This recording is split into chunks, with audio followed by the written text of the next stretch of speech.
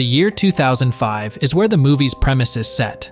The narrative opens with the idea that human evolution is at a crossroads. The majority of science fiction theories forecast a more advanced and intelligent human race in the future. However, since humans are already at the top of the food chain, things go wrong in terms of their evolutionary trajectory. Humans become more stupid over time. Under such circumstances, senior U.S. Army librarian Corporal Joe Bowers receives a proposal from them to participate in a significant experiment. Joe is irritated because he had intended to continue working as a librarian until retirement, but he must comply. Then, a private meeting between a few senior military officers is shown to us. The other officers hear General Collins' presentation of his ideas. He claims that scientists have created a human hibernation pod that will allow them to remain alive indefinitely. This is so that when the time comes, people can bring back to life their best men. Since Joe doesn't have any family and is the most typical man in the military, they have decided to use him as the first test subject. Likewise, they needed a woman for the experiment as well, but they weren't a good fit in the military. Collins decides on Rita, a prostitute, as a result. He concludes by stating that the experiment will run for a year and that the subjects will be placed into the pods tomorrow. The officials in the room are not permitted to divulge any information about the highly classified experiment to anybody. Joe and Rita are together in a waiting room the following day. After introducing himself, Joe queries Rita about her industry. Rita claims to be a painter in order to hide the fact that she is a prostitute. After that, they are both placed in 2 human hibernation pods. Rita panics and tries to stand up, but Joe reassures her that the scientists are competent. He assures her that everything will be all right because they will only be there for a year. The 2 are finally enclosed inside the pods. But when Officer Collins is apprehended in an alleged prostitution ring, things start to go wrong. As a result, the military base closes due to a scandal, and the pod's building is demolished. Enjoying the show? To be able to witness the recap until the end, kindly like and subscribe to our channel. This took me 4 days to make, hope you enjoy. As the years go by, Rita and Joe remain dormant in the pod. The rate at which human stupidity is evolving is startling.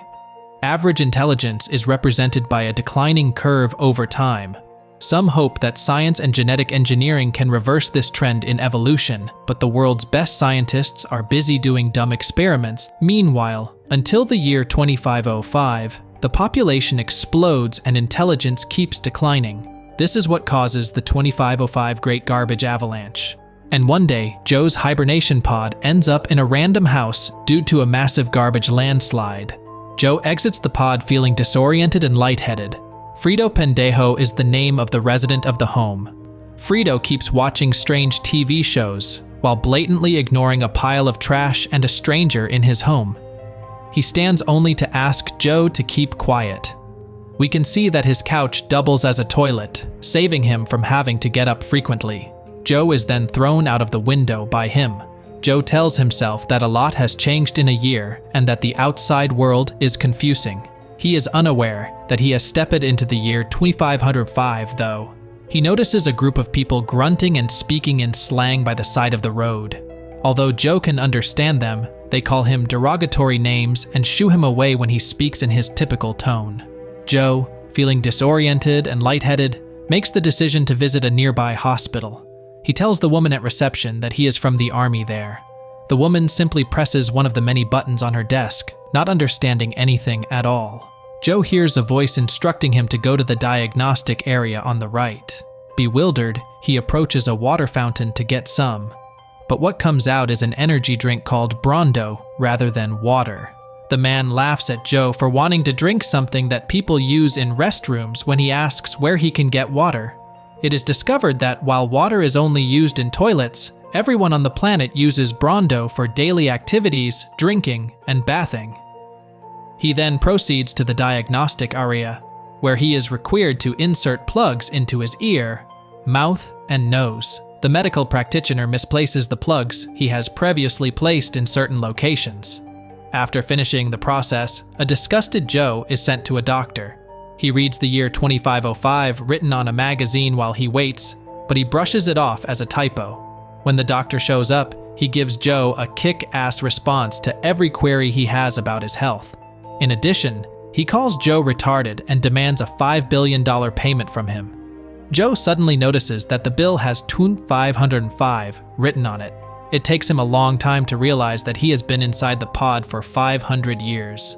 Joe walks to the window, almost not believing it, and is shocked to see the state of the city.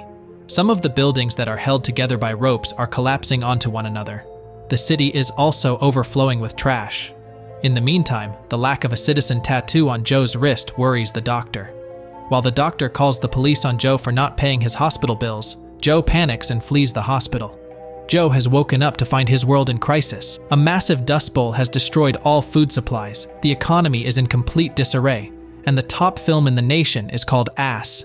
He watches the Oscar-winning film, only to spend 90 minutes staring at someone's behind. He is taken to court and arrested at night on suspicion of being unscannable. He is given a lawyer there, who just so happens to be Joe's first acquaintance from 2505, Frito Pendejo.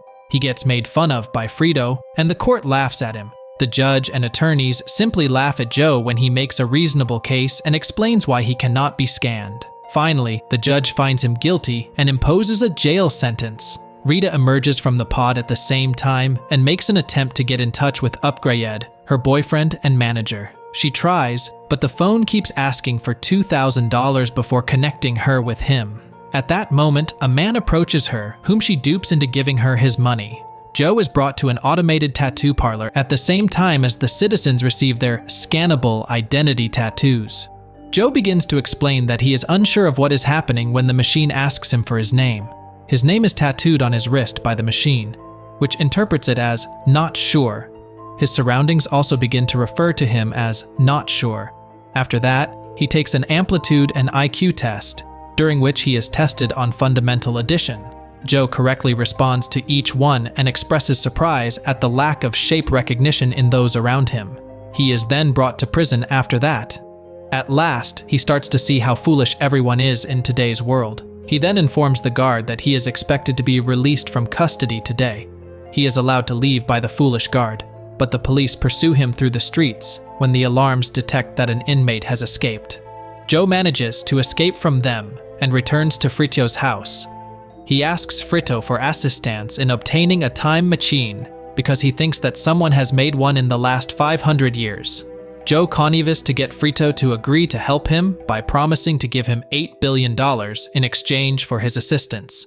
Frito eventually admits that he is aware of the location of the time machine. In search of Joe, the police knocked on the door at that exact moment. The two drive to the museum after jumping out of the window. They run into Rita, who is still con-artisting the same man while traveling. Rita, who is still unaware that Upgradyed has already passed away, worries that he will return seeking for the money she owes him as she gets into the car. Joe's wrist is scanned by something outside the car while they are driving, alerting the police to his whereabouts. They exit the vehicle when the battery runs out. The police then move in on the car and open fire. Before long, a number of people join in and begin fighting. Rita, Joe, and Frito flee in the hopes of reaching the time machine. After that, Joe brings the two to Costco, which has become the hub of all trades. He even says he went to Costco to study law. Rita uses the restroom while they wait for the metro. Joe's wrist is inadvertently scanned before she leaves, alerting everyone to the presence of a criminal. When the metro arrives, Frito boards it, but while Joe waits for Rita, the police apprehend him. But instead of being taken to prison, he is brought to the White House this time. There, Joe encounters Camacho, the president, and his secretaries, looking bewildered. Making fun of him, Camacho remarks that he assumed Joe's head would be larger due to his intelligence. Joe's IQ test results in prison surprised everyone because it turned out that he had the highest IQ they had ever seen.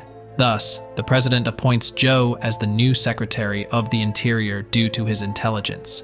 They also proclaim Joe to be the world's smartest man, which surprises Joe. After that, everyone heads to the House of Representatives, where the president declares that their new Interior Secretary, Mr. Not Sure, will handle the issues of dust storms and food scarcity. In addition, if Joe finds the solution, he will waive Joe's prison sentence. Following that, the secretaries call a cabinet meeting and ask Joe to make a thought-provoking statement. When Joe uses a few cryptic, illogical words, they start to think that he is actually intelligent. Next, In an effort to divert the secretaries, Joe asks Frito to map out where the time machine is located. Afterwards, he leads them to a field meant for growing crops. In addition, he requests that they fetch Rita, as she may be able to assist them with the crops. Now that everyone has gathered at the field, Frito gives Joe the map in secret. Rita gets there at the same time. Joe pulls her aside and makes plans to use the map to escape. But when he realizes that Frito's map is just a line, his plan falls apart. Joe then discovers that the energy drink Brondu has been used to irrigate the crops. He summons the cabinet to begin utilizing water instead of force. His idea is deemed horrible by the secretaries. Hence, he tells them that he can communicate with the plants and that they want water rather than trying to reason with them. Joe is unaware that the salt that formed on top of the soil as a result of the energy drink killed plants and created dust storms. He is genuinely resolving their issues as a result. Everything goes according to plan for a few days. But, due to the reduced production, Brondo's energy drink stocks will soon reach zero. As a result, half of the population is jobless. Outside the White House, they riot. The news reports that Joe has been charged with creating jobless situations and has been found guilty. He is ordered to undergo rehabilitation for one night. In the new world, rehabilitation is like watching a large truck chase a criminal through an arena while the crowd applauds the truck. The criminal's death usually marks the end of their rehabilitation. As Rita regretfully makes her way back to the White House and gets ready to head to the time machine with Frito, Joe is brought to the arena. The rehabilitation is shown on television across the country. A huge killing turkey follows Joe while he drives his little car.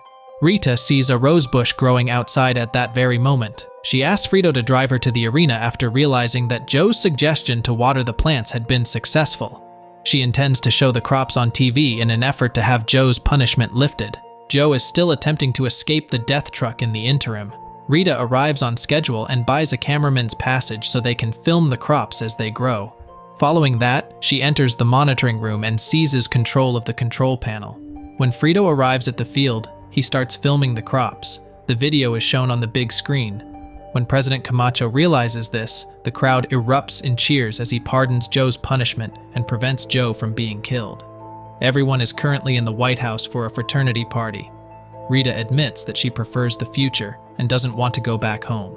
Although Joe is taken aback, he does not make her accompany him.